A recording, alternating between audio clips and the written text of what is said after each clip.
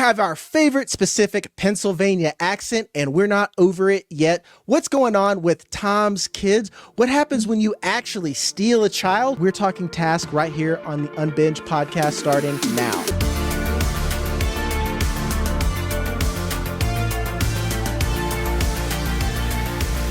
Welcome to the podcast Unbinged, where we talk all the things you love about TV. We don't have Alfredo. Yes, Daddy's gone, so I am taking over. With me, as always, is my beautiful co-host, Matt Kaufhammer. Yeah, Sam, I bet you thought I was going to be talking about you, but she's here as well, Samantha Holt, and we have a guest with us. It is Liam, also known as Rolo Tony on Twitter. You don't even know his real name, folks. We got ghosts here.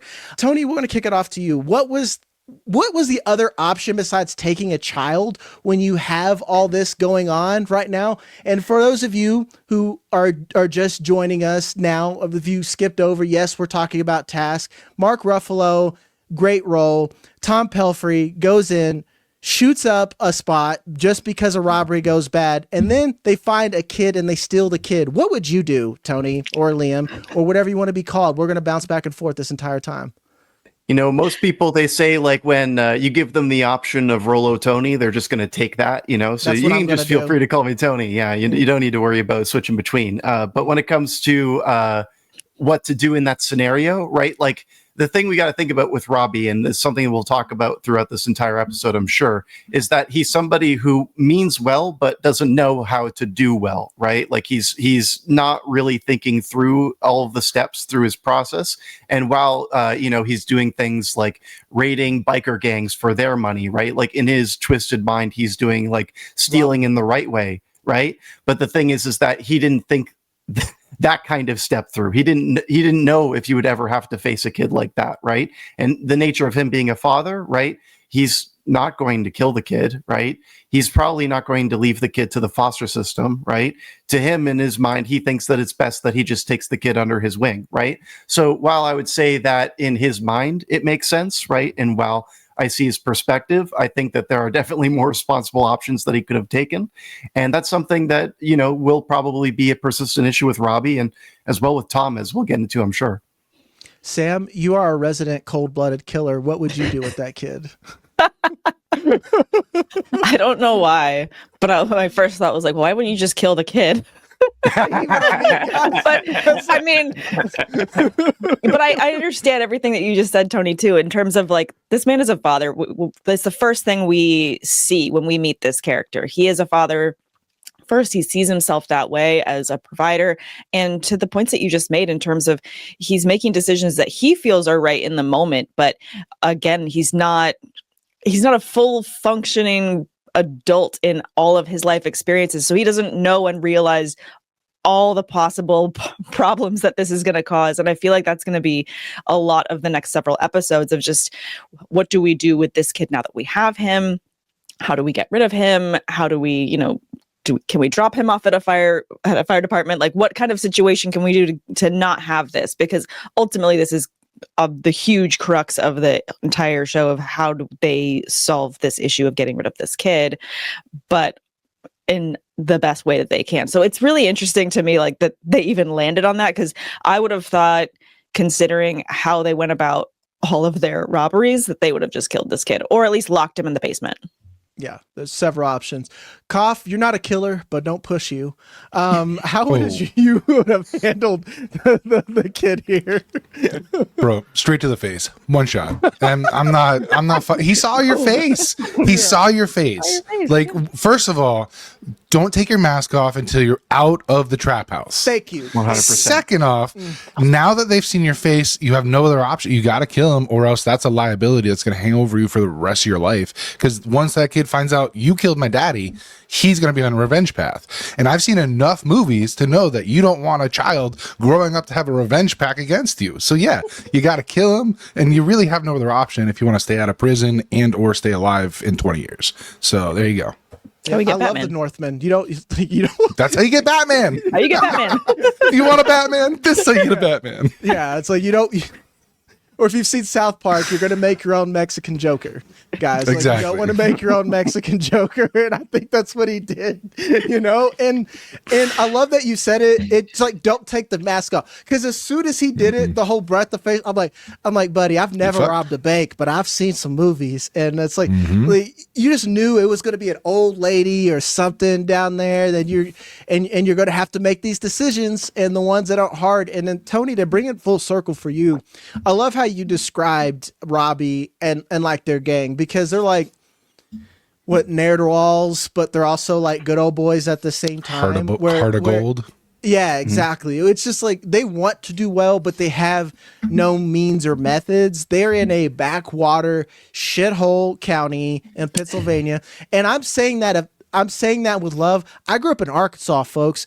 The whole state of Arkansas is Delaware County in Pennsylvania. So, like, I get it. I've been there. You just don't know how to do well. You get out of prison. Let's put it this way. We already know you're a felon. It's going to be hard for you to get a legitimate job. Now you need to make money to get ahead of shit, and your wife leaves you. What are you going to do? You're going to rob people. And it's the whole Robin Hood scenario here. Where, to be honest, if I'm Mark Ruffalo, I wouldn't even give a shit. I wouldn't even try hard to catch this guy. I'm like, okay, he's robbing drug killers. Oh no, the drunk people. Well, the kid out the kid part. I mean, that. It feels like we already got that reaction though. Yeah, but we can get to it later. Yeah, and I guess, Tony, we'll kick it back over to you here before we move over to points. I was going to make a whole section of this of or if they're going to get caught. It's just like, how are they going to get caught at this point? There's just like, they left the body. They left the whole body there. That's like a whole thing, right? Well, I think that the biggest thing that we're going to see is that this is a show about like personal flaws coming home to roost, right? Like the things that are inside of the house are going to be the things that undoes Robbie as well as the entire family. We'll get into Maeve later, right? But it's like, it feels like everyone in that house is a hostage, right? In some way or another, right? So they just added another hostage. It's not like they've, added something that was unfamiliar in that house, in that term, right? And also, they haven't really thought through their way out, right? Like there's something about like this idea of possibly getting away or like, finding some kind of safe haven, but it's even that feels so imprecise. The thing that's most interesting for me that we'll see throughout this entire series is how Robbie like tells stories to people, and that's how he gets them to buy in, right? And it's a matter of how much they buy into the narratives that he's allowing them into. Yeah. Yeah, and I love that that notion that you said of like, he's almost like the salesman friend, and I mean this in not a negative light to Robbie, but it is kind of negative, where you look at these Netflix documentaries of people, it's like, yeah, man, when you talk to him, he could talk you into anything, because he's just like, man, I can online date, and he just feels just so happy about it, and you just want this guy to succeed. You're like, fuck yeah, man, I'll rob a drug dealer right now. Like, what mass do you want me to go? Let's go to Spirit right now. I guess, Sam, we'll kick it to you here. Do you think that they robbed Spirit first, or do you think they like buy like what was the order there? Like, we're going to hit the Spirit Halloween, and then we're going to go right to Bebe's house over here, and then we're going to hit a lick, and then afterwards, we'll get some water ice, and then go home. Yeah, no, maybe they robbed the Halloween store first, and that was kind of a kickoff thing. Maybe they got the masks in a trap house that they found, and they just, because it doesn't seem like they're smart enough to go and buy them. It just seems like they happened upon them, and they're like, these will be perfect, and then they ended up using them. Mm-hmm. How'd they choose which mask they wore? That's what I want to know. Like, was there a fight over the werewolf mask? There's a childish way that this happened. It was, they saw them, mine, and then it was just like whoever grabbed what first, and then that became theirs. And then Peach just was like, oh, I guess I'll be the wolf. And then one of you wrote, this is actually a good thing. Do you think the mask choices are intentional? Because it's just like, we knew that Peach Boy was going to die because he's named Peach Boy. You might as well put just, fucking bait right here on his head, just like, here's our cannon fodder. But like, do you think these masks were intentional? I think that they could definitely be, in terms of how maybe whether they actually see themselves this way, or it's something that is deep-seated in how they see themselves in terms of what they're trying to be during these robberies, in terms of the mastermind, in terms of, the muscle, the threat. the watchdog. You can with Peach Boy. I mean, I feel like it's kind of innate, but I also feel like they become those things when they put the mask on. Yeah, like death. Tony, what about you? Like, let's get film bro-y about it. Do you think this was intentional costume design, or just like, we're gonna make Robbie death, and we're gonna make Peach Boy like like basically call him fuck boy, because he's gonna go in there and he's gonna get, fucked over essentially, Well, I just wanted to make my stance clear. I am anti-film bro. I am not one of them. I want to distance myself from that movement. Come on now, don't leave me alone. I didn't mean to be targeting attack here. I'm sorry. I just it's the label thing. I don't like labels. Okay, but when it comes to the masks, right? Peach Boy getting the werewolf mask. Let's be honest, right? Werewolf is like one of the lamest monsters ever, right? Like, not many good movies associated with werewolves ultimately, right? Some good, not all of them are going to be Dracula though. And then when it comes to the rest of them, right? The idea of a skull for Robbie, right? I feel like that's laying bare, right? Everything else in his life is the performance, right? He's himself when he's in that moment, right? So to me, I see that choice in that way. And then also the fact that the leader would have a skull, the most threatening, makes sense in that way. And then also when it comes to what's his friend's name, Cliff. the one with the devil, Cliff. That's right. So with Cliff, I feel like he's putting on the act of the bad guy, right? Like, I feel like he in many ways is looking up to Robbie as a perspective person in more gang activity, right? It feels like Robbie's has way more experience to him. So in that sense, I feel like there's more projection on Cliff's sense, but I don't really buy it. I feel like Cliff is not really that person. And going back to something earlier we were saying, just because I forgot to say this, take off the masks when you get in the car, like in the house even. Yeah, so I just wanted to touch on that. But and to take this to the other side of it, because we've really focused on our good old boys only doing harm. Let's go look at Mark Ruffalo's character, Tom Brandis. We get, and what this show does really well for me, it provides all the exposition and little moments and small details where we're not sitting, where it's just like, all right, come to the captain's office. Tom, your son died or killed someone. We're not very sure, but I'm going to provide all that exposition as the mean captain right now. We don't get that shit here. These little moments where we know it used to be a priest. He used to bird watch. Guys, if I start bird watching, in me, it's just over. I've given up at that point. Right now, he's working as a recruiter. Koff, I'll start off with you here. We get pretty much detail in little snippets of everything in Tom Brandis's life, but his son and his wife. He still has a wedding ring. It's just him and his daughter. What do you think happened with his son, who we know is alive and in jail? And did he kill the mom? What did he say? So, based on the small little clues, like you mentioned, we got a family photo at one point, and so we see Mark Ruffalo, we see his presumably wife, and I think they had 3 kids, 2 of which look to be adopted. And then the little snippet of like his son could get anywhere from 5 to 15 years, depending on the family statement. That to me sounds like either in 3rd degree, I think was mentioned. So I think it's either 3rd degree manslaughter or 3rd degree murder, maybe. So I'm wondering if the son killed the mom and that ruptured the family, and now you have Emily who's trying to do her best to be a kid and can grow up, while her father is literally drinking himself to death in front of her.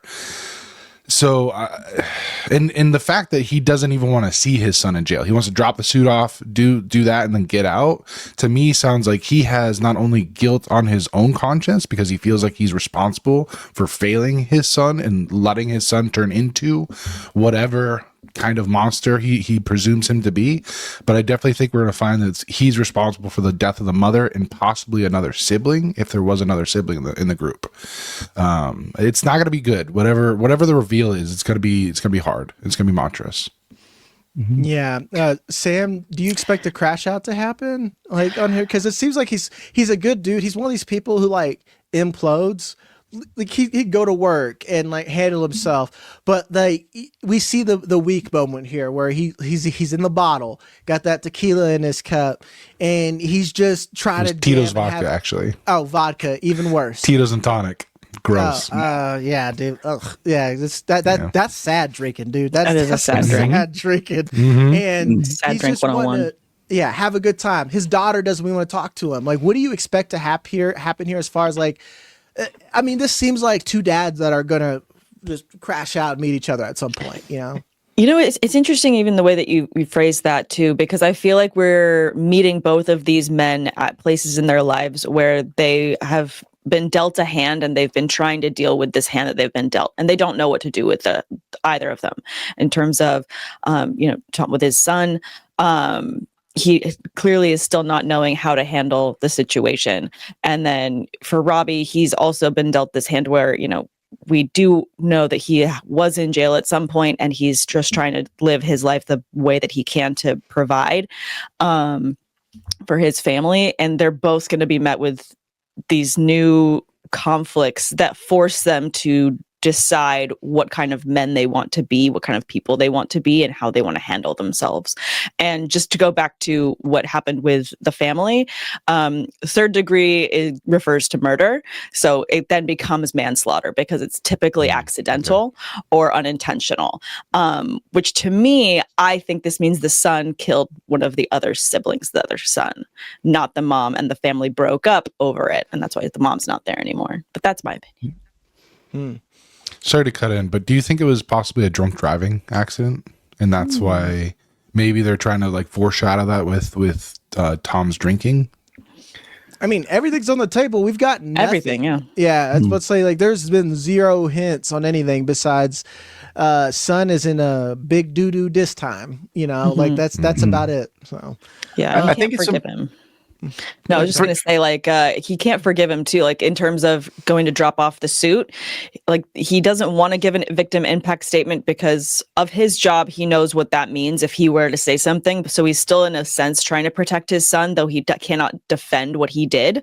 That's what middle ground he's at. And that's why he's going to leave it to his daughter to provide that impact statement because, as the judge said, or the lawyer said, that when it happens within the family, these family victim impact statements are that much more important. So that's why it's really resting on the daughter to provide that, because as a father, he was supposed to protect all of his children and he wasn't able to do that. And he can't protect his son now from the mistakes that he made. So that's why he's completely removed himself and gone into the sad drinking phase.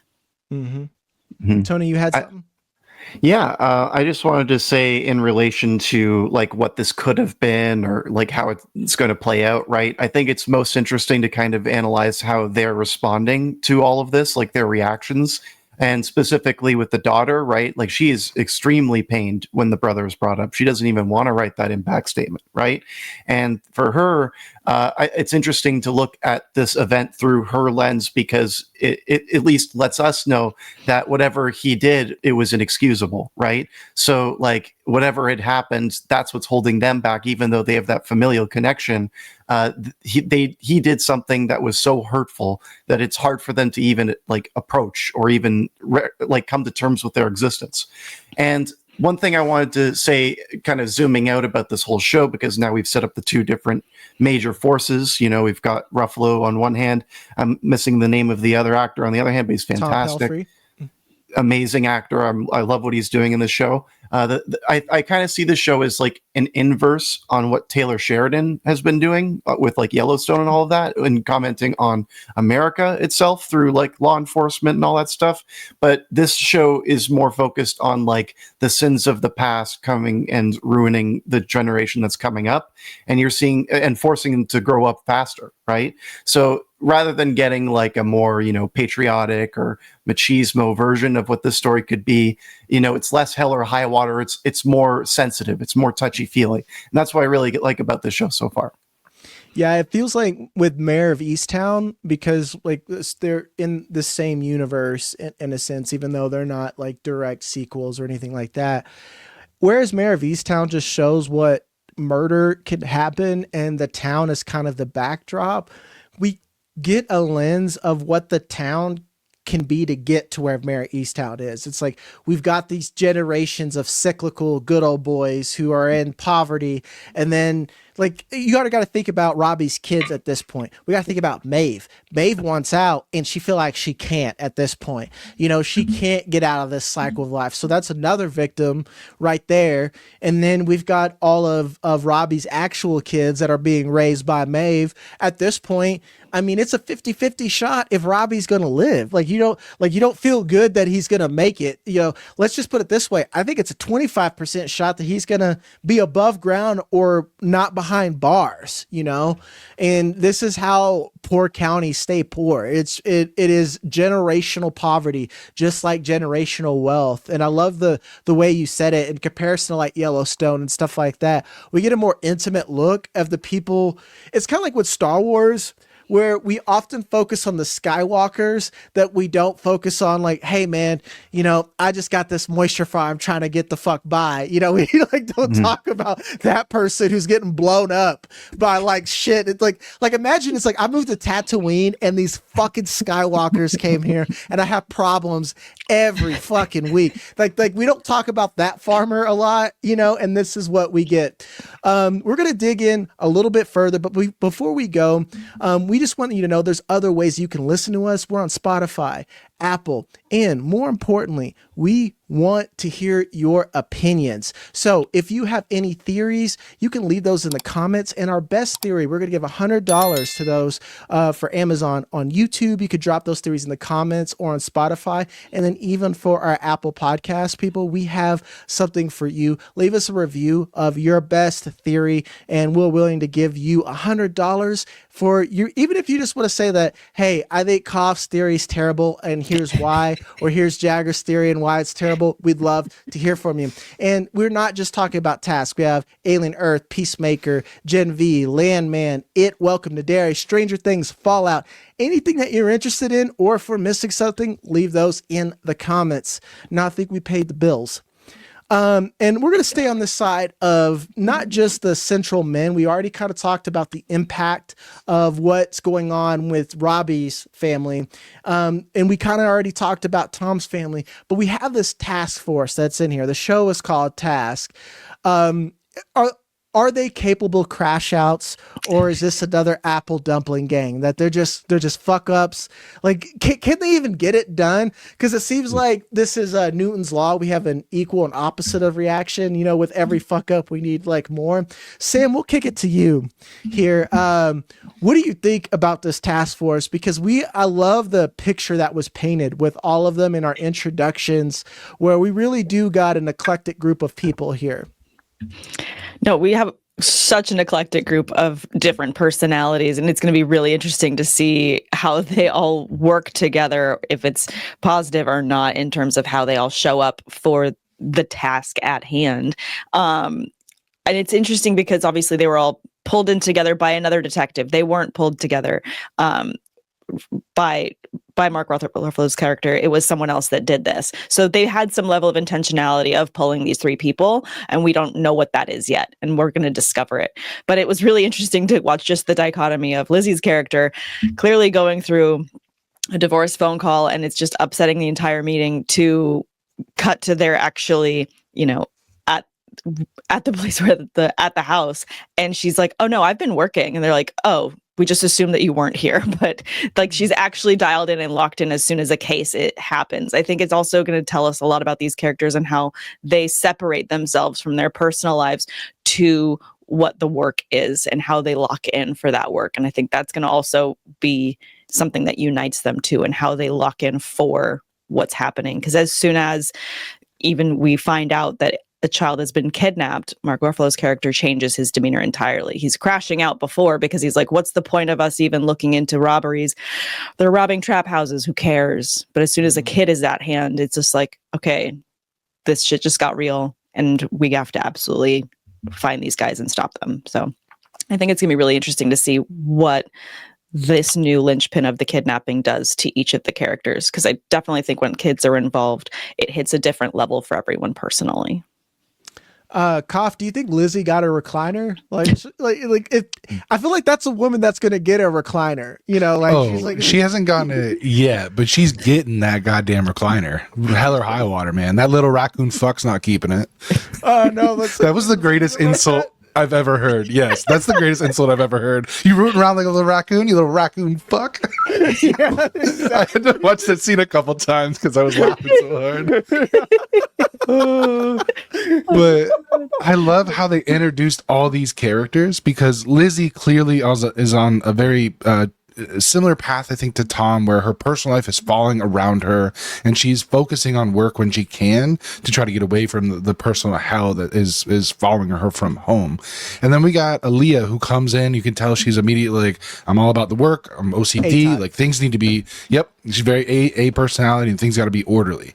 And then you got Tony coming in, and he's kind of I feel bad for the actor, because he just has that fuckboy energy Cole. from House of the Dragon. Yeah, Kristen Cole fuckboy energy, and so like that's how I view him. So I can see him being very capable from like a martial standpoint. Like, he'll be in a gunfight at some point in this season, and he'll probably prove his worth there. But he'll probably end up killing somebody he's not supposed to, because he crashes out because he's a fuckboy and has anger issues. And that's, again, maybe I'm projecting from Kristen Cole's character from House of the Dragon, but that's what I saw on the screen in this show. So I could see that being kind of the crash course that they're all on. And what I'm really interested in is which one of these four, if any, survived the season. My only pushback for you before I kick it over to Tony is that, like, I didn't see the anger. I saw Han Solo, and maybe this is like me projecting my own self, but like, he's going to get in trouble with his penis. That's what he's sure. That's what he's going to do. It's just like who him and it's Maeve. like which I don't know. That's way young, Cough. I don't know. I wasn't even gonna I was going to go with Lizzie. But I'm going to go with Lizzie, dog. Maybe. Like, Lizzie's right there. Like that's what it seems like. It's like which one of his coworkers is he gonna try to fuck, and how is that gonna mess up the dynamic? You know, him and Tom Brandis, just a little bit on here. That's the answer is all of them.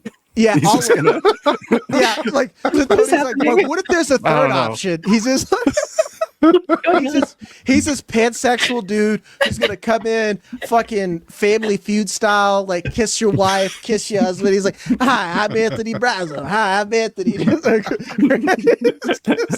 that's kind of how he came in, dude. He's like a fucking, like, kissing hands and shaking babies, you know. Tony, which one of these characters do you like the most?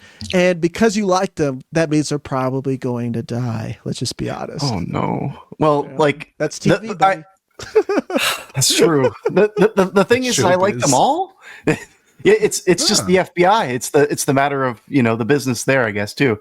But yeah, when it comes to the characters, right? I like them all. I truly do. I think that Tony is the most dead meat of all of them. Like, I look at him and he's gonna get a bullet, I think. But when it comes to the other two, right? Like, I like that Aaliyah is like a germaphobe. Like, the fact that she's cleaning up the laptop and then also does the hand sanitizer after handshaking. That was just a nice bit of characterization. And then also with Lizzie, like, we've joked around about how she's been on the phone with her ex, and we're meant to think that she's less capable and that she doesn't have her full attention into this project. But she proves herself even within this episode that she's always paying attention.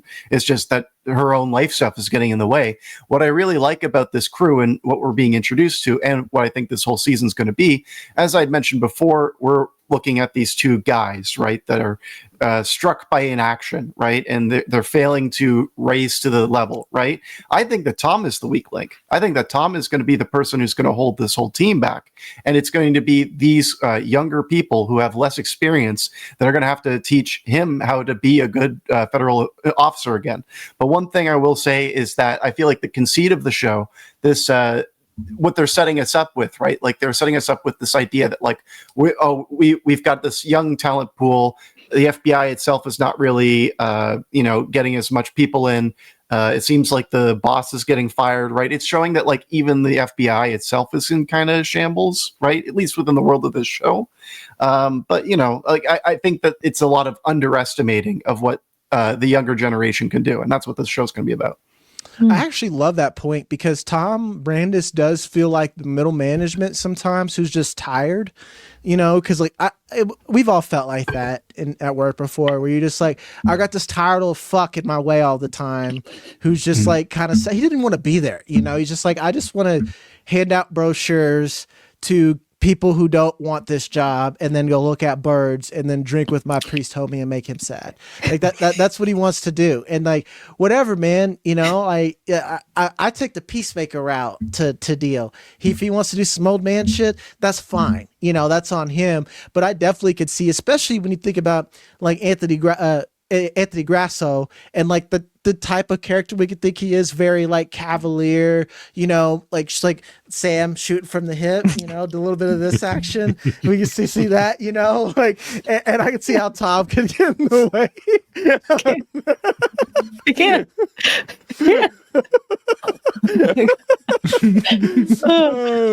So I guess like while Sam's laughing here, who do you think is providing leads to trap houses? Is it an FBI leak or is it like gang shit here? Because that was a good plug, and whoever wrote that question down, thank you, because I really like, thank you, Koff, for that, because like you really got to wonder, that's got to be something. This is a very detailed show where every bit of information kind of matters. Well, I'm almost wondering if. Sorry, I was almost gonna say I'm wondering if it's an inside job from the motorcycle gang, or the cops, man. Like legitimately FBI. Like I don't know about you guys. I don't trust any type of entity. They could be a church, or they could be the FBI or a gang. I'm assuming fuck shit is happening. You are a group of people. Like there's no discrimination for me. A group of people. Fuckery is afoot normally. Yeah. The two most likely is either law enforcement because they're monitoring these trap houses, or from inside the gang because they obviously know where the trap houses are. So it doesn't, and with his background in prison, I lean more towards the motorcycle gang. Like he made a connection there. Maybe a guy that was inside who felt like he was wrongly prosecuted because he took the fall for one of his brothers, and he's like, I want some revenge and some money, and they didn't take care of me. So maybe we get that angle. I don't know. We'll see. Sam, do you think it's his boss? His boss is like a old chatty Cathy, like she seems like she could take a little under the. I'm talking about Tom Brandis's money, Yeah, no, I think that kind of similar to what you just said, Koff. I think that this could be an inside job. I mean, we're introduced to these crimes because there have been informants within these trap houses that brought it to their attention. So I feel like it's the informants that are just puppeting at this point to try and make things best for themselves, because when you're an informant, you're a rat. If anyone finds out about you, you're obviously the first on the kill list. So what can you do in the meantime? You're going to try and make your situation better. And the best way for you to do that is to use other people. So I do feel like there's an informant within the biker gang that is telling people where these trap houses are, which one's ready, which one's full of cash and ripening for the thievery. I think it's all an inside job. Did you like that? Tony, what's your theory? Well, honestly, Cops I just or robbers or both. I honestly just thought that Robbie and the gang was just that competent that they were able to snuff these guys out, right? I didn't think that there was. I would have been able to do it. The thing for me, I see them as like they know how these worlds work, right? They are able to pick up on these things in that way, right? They can put their ear to the ground, they can find out where the gang activity is happening, and then they use the trash collecting business thing as the good way to scope out and really nail in on who they're supposed to go after, right? So that was my approach on it. But I also wanted to echo some thoughts that you were saying earlier, where like I just don't trust any federal agency, and I'm sure that there is going to be some kind of fuckery in the show. Like the fact I don't trust really the head honcho that's leading Mark Ruffalo's character. When she's introduced, I feel like she's prickly in a way that people have to get used to, rather than genuinely being warm, right? So yeah, that's where my head's at with this. And it's kind of the thing where, and you see this all the time, where they make it feel like they got no other choice. It's like, I know you're a single father and you know your kid's in jail, maybe another one died, I don't know, but I gotta have you. I don't know why I sound like the fucking boss from like from Monsters Inc. Like, yeah. Wazowski, do you got your paperwork? Like that's kind of like what I got. I don't like. I'm pulling a cough. I don't have a good accent, you know. Well, he goes pirate by default, but you're actually going into like real characters. Yeah. I go if I see an administrative person who is just kind of naggy, it's straight to Monsters Inc. I regress immediately to childhood. It's just Wazowski, where's your paperwork? That's what I hear all the time. But like to me, it was how she approached it. Like clearly this dude is like barely fucking hanging on. Again, guys, bird watching. Fucking bird watching.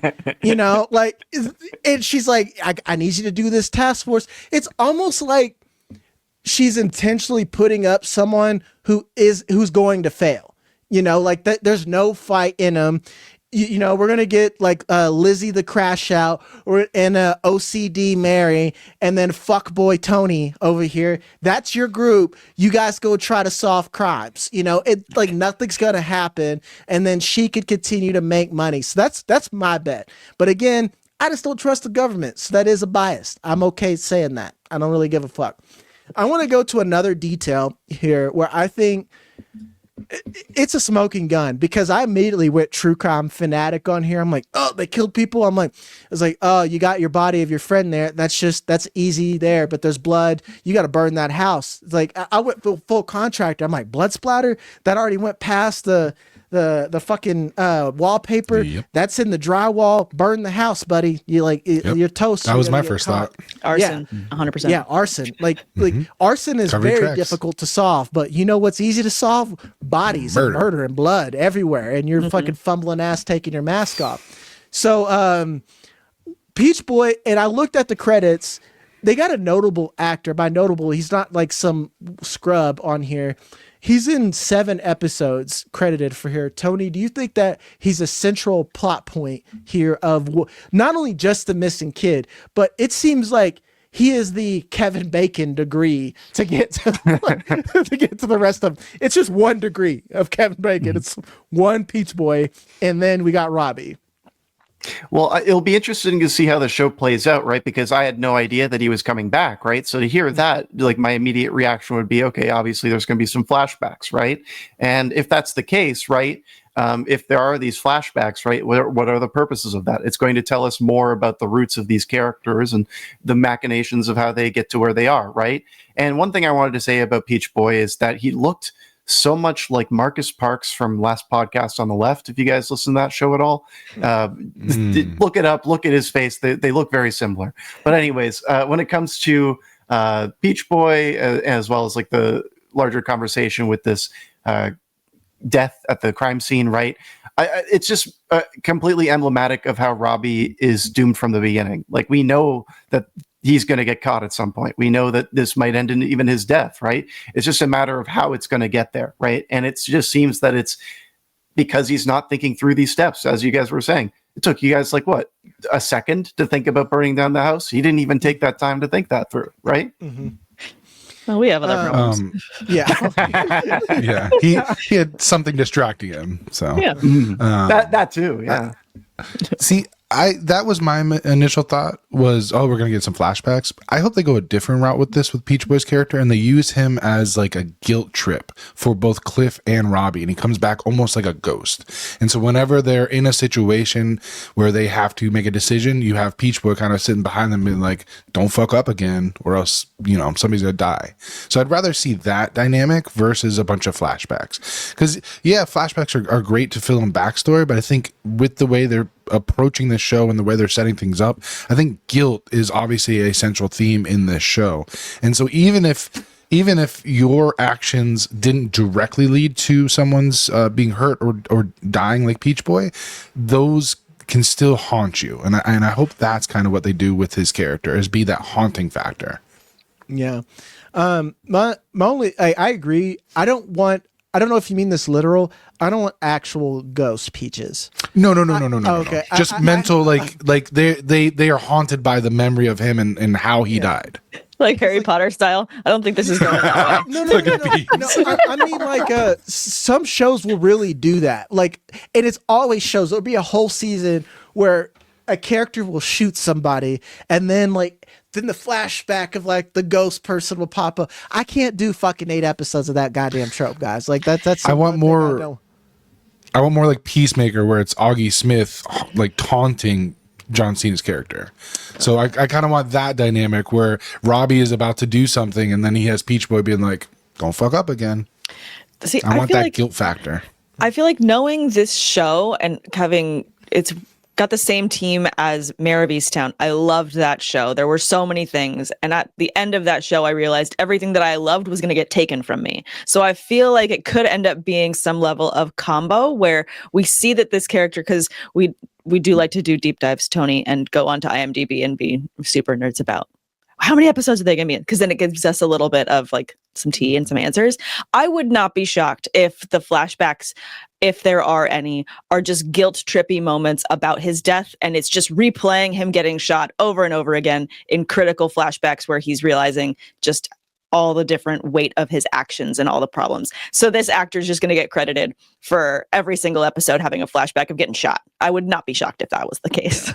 Yeah, and it's him who's like, as soon as I get this money, I'm going to fix all my life, and all of a sudden, I'm going to be financially literate. Bam. You know, I'll finally be able to yeah, afford this wedding. Exactly, it's the way shit works. It's the classic soldier trope, where it's just like the soldier where you see he's like I got a beauty back home waiting for me. That's just like, well, so long. You going down Shelled. Yeah. Last question here. With anything robbery related, there's an iconic mask. And we already kind of talked about this. Where do these masks rank? I know that we have the classic dead presidents from Point Break. Koff, you brought this up with the group chat. The town nuns are up there for me, dog. Like the town nuns. Where does this mask rank for you, Tony? We'll start with you. The masks, I would probably rank. I'm a fan of the skull. You know, I gotta say the skull's the top one, right? The devil one I like because it's detailed, right? Wolfman sucks. You know, you hate like the Wolfman. Like, so many strays. You are right. There's never been a good Wolfman movie, and I don't understand why. Because it is such an easy fucking concept to pull off. Like apparently, there's one. I haven't just there's one good wolf where. No. The 70s one, the old one with the silver bullet. Larry Fessenden's Blackout. It came out like a couple of years ago, right? Fantastic movie, right? And he makes monster movies that are just a little deeper, right? And I feel like Werewolf was really needing that, right? So that's the one I'll go to bat for. I don't need any of the others. Sam, would you rather be a president, a nun, or a devil? Can I choose option D and go with the masks that were in Dark Knight with Heath Ledger? Oh, the clown. Ooh, clown. I would rather be a clown. Interesting. Scary Sam's evil clown. A little bit way into clowns. He may have been secretly a juggalo when she was younger. Oh God, no! Don't put that evil on me. That's the line. That's the line. She does not like rapping clowns. As soon as they start spitting bars, it's over for her. No, as soon as you start singing, I'm out. But murder's game. This is my first show. How many times have you seen Samantha drink Fago? Ooh, good point. What's that? Samantha, point. Oh, you don't know Fago? You're not a real juggalo. Okay, you're not a juggalo. She passed. You It's a type of soda. You don't need to know, Sam, or Google. Yeah, it's better you don't. Juggalos one day. Yeah. Actually, there's an episode of Workaholics that's fucking hilarious. That's all about juggalos. Watch that. Watch that, and you'll get it. For me, I would dress up as a nun personally. That's just. There's something about doing ungodly things while wearing godly attire that just does it for me. But we will end it Ironic justice. Ironic justice. I didn't get to use my answer. Oh, Skip okay, me. Koff, give us yours. Is it what? Yeah. So again, nuns, because like you said, but what really to me brings these group of masks down is they're not similar theme. They're not uniform. You need to have uniformity so that way when the witnesses, if you leave any, are like, oh, they were all one dude, they were all the same thing, versus be like, yeah, the devil did it, or the werewolf did it, or the skull did it. Like, you're making yourself too easy of a target and identifiable by not having uniformity in the group. It's like Baby Driver when he's just like, we're going to show up as Mike Myers, and then everyone else showed up as like Mike Myers. He shows up as actual fucking Austin Powers. Austin Powers. Exactly. You don't want to stand out in a crowd when you're doing the crimes. You gotta create confusion, and you gotta make it harder for the witnesses to identify. Like, they're doing everything wrong. You're pulling an inside man there. Yeah. Yep. It's like, goddamn Kevin Spacey, because like Baby Driver should be a classic and he like ruined it, man. Like, dude, that was so fucking funny. But now we'll end it. Now that Koff will dress up as a nun with me. If you ever see a creepy clown, make sure you think of Sam. But that'll do it for us in the Unbinged crew. I'm Jagger May. That's Matt Koffhammer. That's Creepy Clown Sam. And that is Rolo Tony, who we hope to have back soon. As always, guys, we are talking Peacemaker later this week. Actually, no, we got Alien Earth coming up tomorrow. Then we have Peacemaker. Gen V's coming up. We have plenty of shows, so you want to make sure to like and subscribe. And as always, folks, you want to go in and leave us your favorite theories below for your chance at $100 Amazon gift card. Love you guys as always. Adios.